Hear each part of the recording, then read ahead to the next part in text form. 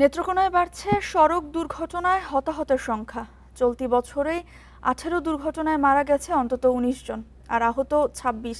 এছাড়া 3.5 বছরে বিভিন্ন সড়কে 1.5 শতাধিক দুর্ঘটনায় হতাহত 2.5 শতাধিক মানুষ। অনুমোদনহীন 3 চাকার গাড়ি ও ফিটনেসবিহীন গাড়ি চলাচল এবং অদক্ষ চালকের অসচেতনতার কারণেই বাড়ছে দুর্ঘটনা। নেত্রকোনায় 3.5 বছরে সড়ক দুর্ঘটনা হয়েছে 164টি। এতে প্রাণ হারিয়েছে 141 জন, আহত আরও 136। এসব দুর্ঘটনায় অনেক পরিবার হারিয়েছে প্রিয়জনকে। সম্প্রতি নেত্রকোনা ময়মনসিংহ মহাসড়কের 40 বাইপাস এলাকায় বাস চাপায় মারা যান মা ও 2 মেয়ে। গুরুতর আহত বাবা এখনো মৃত্যুর সাথে লড়াই করছেন। একবারে পরিবার নাই গেলে বলতে গেলে, একজন আছে যে মৃত্যু সজ্জা, আর পরিবার শেষ। মূলত অবৈধ 3 চাকার গাড়ি, ফিটনেসবিহীন যানবাহন, অদক্ষ চালকের বেপরোয়া গতির কারণেই ঘটে বেশিরভাগ দুর্ঘটনা। কঠোর নজরদারি ও আইনের কার্যকর প্রয়োগ হলে দুর্ঘটনা কমানো সম্ভব।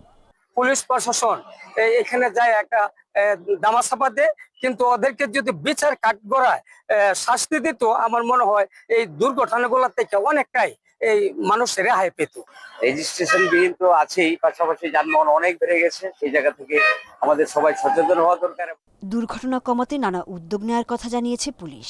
ট্রাফিক আইন বাস্তবায়ন এবং ঝুঁকিপূর্ণ যানবাহনের বিরুদ্ধে অভিযান চলছে বলে দাবি তাদের।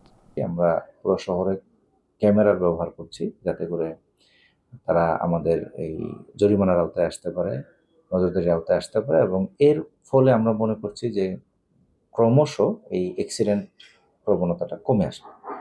দুর্ঘটনা রোধে নেত্রকোনা ময়মনসিংহ আঞ্চলিক মহাসড়ক 3 লেনে উন্নীত করার দাবি জানিয়েছেন সচেতন মহল। Independent news.